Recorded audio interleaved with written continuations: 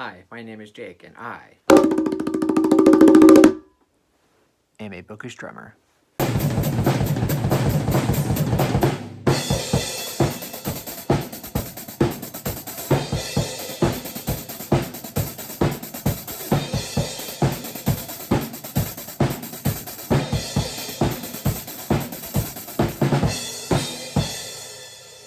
So for this video, I'm bringing you guys yet another original Stephen King book tag.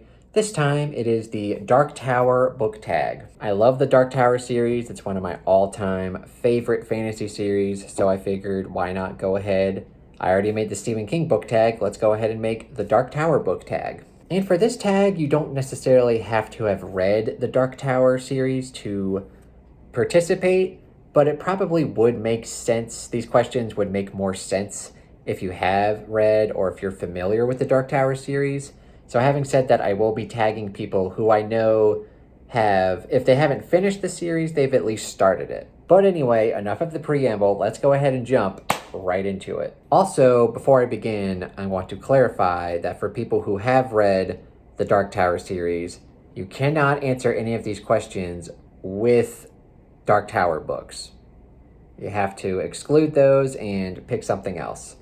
Even though this is the Dark Tower book tag, all of these questions are based on the books, so pick something else. Except for question 1, which is name your favorite Dark Tower book. And for me, that's always been book 2, The Drawing of the Three. If book 1, The Gunslinger, is sort of the introduction to our main character, Roland, book 2 is our introduction to 2 other main characters, Eddie and Susannah. And this book just does a terrific job of introducing these characters. Book 1 is very weird and it's very jarring, but book 2 is really where we start to get just really wacky stuff going on. And obviously it continues as the series progresses. But book 2, man, like I've said in the past, that this book just feels like a fish out of water tale, where Roland, you get introduced to him in the first book, and he's in this sort of fantasy western setting, and then all of a sudden, the Drawing of the Three, he gets transported through these doors through various time zones time destinations in New York. And so he's in New York, and he's kind of like very, very perplexed by what is going on. And also Eddie having to deal with Roland and his lingo and his kind of philosophy. That's all very fun. And I've read this book twice now, and it's always been my favorite Dark Tower book. And question 2 is Roland, name your favorite protagonist or antihero. And for me, one of my all-time favorite fantasy protagonists is Rin from the Poppy War trilogy. I know this isn't a very popular answer. Rin is kind of very divisive. You're either going to love her or you're gonna hate her. And for me, I instantly fell in love with her from the very first chapter. And as you progress through the trilogy, you just see her character not really grow, but she kind of just keeps making the same mistakes over and over again. And it is very frustrating, but also she does accomplish so much, yet she really has a hard time overcoming her inner struggles, and just her personality type just does not lead for good outcomes, and she definitely has to deal with the consequences of her actions. And for a lot of people, Rin as a character is just very frustrating to read about. But for me, I thought it was very refreshing, and she's one of the best protagonist I've ever read. And question number 3 is The Man in Black. Name your favorite villain or antagonist. And for me, this is going to be kind of a funny pick, but I'm going to go with Baby Teeth by Zoe Stage. And for anyone who doesn't know about this book, it's about a sociopathic, psychopathic, whatever you want to call her, 7-year-old girl who basically wants to kill her mom. The book is written from a dual perspective. You get perspectives from the mom, and you get her struggles, and then you flip over to the little girl, and you see how she wants to mess with her mom, and like the schemes she comes up with, and the plans she makes, and just really how terrible of a little girl she is. Watching that unfold throughout the whole book, and just seeing how far the author is willing to push and push until basically you get to the point where you're like, okay, this was fun at first, but this little girl needs to be stopped. So for those reasons, Baby Teeth has my all-time favorite villain. Question number 4 is Ka-tet. Name your favorite friend group or found family trope. And for me, I'm going to go with the entirety of the Witcher series. This has one of my all-time favorite found families. You, of course, have Geralt of Rivia, the Witcher, but you also have Dandelion, who's basically his best friend. You also have Ciri, and you have Yennefer. And as you progress through the series, you figure out how they fit into their group and their dynamic with each other. And it's just a fantastic found family trope. And you get further and further into the series, and you just realize how closely connected they all are and how through destiny they are linked together. And just one of my all-time favorite found families. Question number 5 is based on Wizard and Glass. Name your favorite wizard character. And for me, I'm going to go, a lot of people would probably pick like Gandalf or some kind of old-timey wizard kind of guy or whatever, but I'm going to go with Moog from Kings of the Wild. Hands down, one of the funniest characters I've ever read, and he's just a very entertaining wizard, and just the shenanigans that he puts the group of guys in this book through, and like the spells he casts on people and just the magic. It's just so funny. He's one of my all-time favorite fantasy characters, and for sure my favorite wizard of all time. Question number 6 is Billy Bumbler. Name your favorite animal companion. And in my previous Stephen King book tag, I told y'all that A Song of Ice and Fire has my favorite animal companions, all of the direwolves that the Stark children get. But I'm going to go ahead and name another favorite animal companion, and that would be Mina, the wolf from Age of Myth. And it's Ciri's wolf, and they have a really cool connection. They're both very in tune to nature, and Mina is just so loyal and just one of the best animal companions that I've ever read. She's right up there with all of the direwolves from A Song of Ice and Fire. I love Mina. Question number 7 is Gunslinger. Name your favorite book or series that has guns in them. And a fairly underrated fantasy series that I love that a lot of people kind of shit on is Mistborn Era 2, which this is the second era of, it's the sequels to the original Mistborn. That's what I'm trying to say. And it takes place like 350 years after the events of the last book in that trilogy. And society has progressed further and further technologically, and they're at the point where they're using guns. And of course, if you're at all familiar with Mistborn, you know that the magic system is based on metals. So using guns and allomancy at the same time, I just thought was the coolest thing ever. And so I read, the first 3 books, and the 4th book is coming out next year. Very excited about that. But I read the first 3 books pretty much right after I finished Mistborn, and I just had a blast with these books. I know it's not written probably as well, and the characters aren't people's favorites. I like them. I love Wax and Wayne.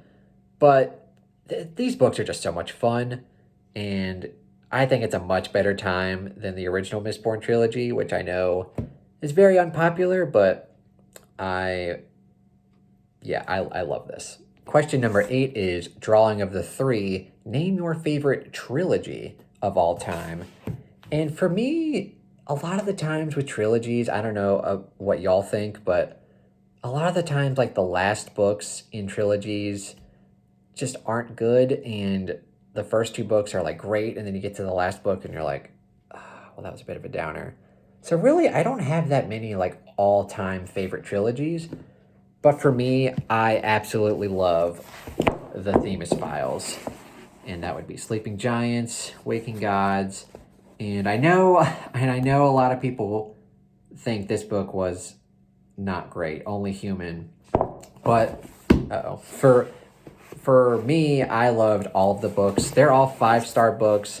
This is hands down my favorite trilogy of all time. And I know that the third book, like if I had to pick my least favorite, it would be the third book. But again, these are all 5-star books for me. And hands down, my favorite trilogy of all time. And for question number 10, The Wastelands, name your favorite post-apocalypse story or book or really anything. And for me, I'm not a huge fan of post-apocalyptic stories. Y'all know that I think The Stand is pretty overrated. And if you're new here and you didn't know that, welcome. But for me, probably some of my favorite post-apocalypse stories were written by George R.R. Martin, and this is a collection of some of his best short stories and novellas, and a lot of these are kind of post-apocalyptic, or they're about dying planets, and there's a lot of great post-apocalyptic stories in here. So if you're at all interested in reading George R. R. Martin's other works besides The Song of Ice and Fire, I would highly recommend Dream Songs Volume 1. Question number 11 is Song of Susannah. Name your favorite book that has a musical component to it. And for me, a top 5 book of all time, just one of my all-time favorite books, is Drums, Girls, and Dangerous Pie, which is a middle grade book that I read in middle school. And I've read it several times in various stages of my life. It's a surprisingly dark read for a middle grader to read. It's about a kid who's like in 8th grade and he's like a drummer. He's, like first chair all city, and he's like in the jazz band playing drums. His life is going well, and then his brother gets leukemia. And he has to deal with that, and he has to deal with his family, dealing with his brother, and it's just a very stressful time. But basically, this story is a coming-of-age tale where he kind of, basically realizes that the world doesn't revolve around him. You're not the center of the universe. That's basically what this story is all about. And just the ending to this book, and just the book in general. I read this in like 6th grade, so it's pretty heavy for a 6th grader to read. And it was right when I started playing drums. So that's why I originally read it. But then reading that, I was like, well, that's a pretty heavy damn book for a middle grader to read. But like I've said, I've read it probably like 5 or 6 times at this point, and it's just always stuck with me. One of my all-time favorite books, and definitely my favorite book that has like a musical component to it. And question number 12 is On the Path to the Beam, which is basically name your favorite fantasy book with some sort of quest or some sort of journey. And for me, this might be a weird pick because usually people don't talk about like the journey and quest aspects to this series, but I'm going to go with The Song of Ice and Fire. And if you think about it, a lot of the books are people going from one destination to another. You've got Jon's journey to the Wall. You got Tyrion's journey. Oh, spoilers, by the way. Even in this first book, you've got the Starks heading to King's Landing, and you got Jon going to the Wall. And then in the future books, you've got Arya just wandering around all over the place. God, there's so many quests, and not quests, but like so many journeys that people have to go through. I mean, Brienne taking Jaime back to King's Landing, Bran going all the way to the Wall. I mean, just people are traveling all over the place in this book. And I know that a lot of people associate this book with just having a lot of twists and having a lot of politics, right, and just like shocking moments. But a lot of this series is just people going from one destination to another. And honestly, it's probably my favorite for that reason. And all of the shocking stuff. And for question number 13, Other Worlds Than These. Name your favorite fantasy setting, or just non-Earth type setting. Y'all know what I mean. I'm going to go with Stormlight Archive by Brandon Sanderson. The world of Roshar is easily the most unique world I've ever read. A lot of the times in a fantasy setting, you get sort of the same sort of medieval setting with castles and kings and queens and dragons. But with this series, the first time I read it, I was just transported to a completely foreign and alien world. And almost every aspect of the setting and the culture is just so unique to read about. And I love the series for that. I think I may have messed up the numbers here, and I'm not going to go back and edit it. So number 13, actual number 13, is Lobstrosities. Name the weirdest book that you've read. And it can be weird for any number of reasons. But for me, I'm going to go with Children of Time by Adrian Tchaikovsky. And this is one of the most unique reads I've ever read. It's about this group of humans leaving Earth for reasons, and they want to try to colonize a new planet. But the way they want to do it is they want to basically spread like DNA like down into the planet, and I think they're supposed to like speed up the evolution so that humans basically evolve super quickly. But something bad happens, and basically you get super evolved spiders. And then half of the book is written from spiders' perspectives, and you get like battles of humans and spiders, and just spiders are just like sentient beings. It gets really weird, and just getting into the biology and evolution of a species, and just easily one of the weirdest books I've ever read. And question number 14 is The Stand. Name a book that you will always stand by, whether it be unpopular or underrated or for whatever reason. And for me, I'm going to go with one of my all-time favorite horror novels, and that would be Wonderland by Zoe Stage. This book is very underhyped. Not a lot of people have read it or heard of it. It's also very underrated. It has terrible ratings on Goodreads. I think it's at like a 3.1 or whatever, which is terrible. I love this book. I give it 5 stars. One of the best horror novels I've ever read. And I can kind of understand why people don't like the direction it goes in, but I thought it was very unique and very cool. I wish more people would read it, and I wish more people would have better things to say about it. But yeah, I will always stand by this book. Question number 15 is not a question at all. It's just long days and pleasant nights. Tag some people to form your own Ka-tet. First person I'm going to tag is Harry from Other Worlds Than These. Of course I'm going to tag him. His literal channel name is a direct reference to the Dark Tower series. He loves the Dark Tower series, so I'm very interested to have him do this tag video. I'm also going to go ahead and tag Leslie from the Nerdy Narrative. She just read the Dark Tower series for the first time and absolutely loved it. So I'm also anxious for her to do this as well. Editing Jake here, I'm going to also tag 2 additional people, Baron from Your Brain on Books and Sarah from Sarah Reads. They're both fantastic booktubers who happen to both love the Dark Tower, so I'm going to go ahead and tag both of them. And lastly, I'm going to tag Joanna, and I know she's read, I think, the first 3, maybe 4 Dark Tower books, but you are a Dark Tower fan, so I'm anxious to hear your answers as well. Also, please let me know what you guys thought of this brand new tag, the Dark Tower book tag. Let me know what you thought of them down in the comments below.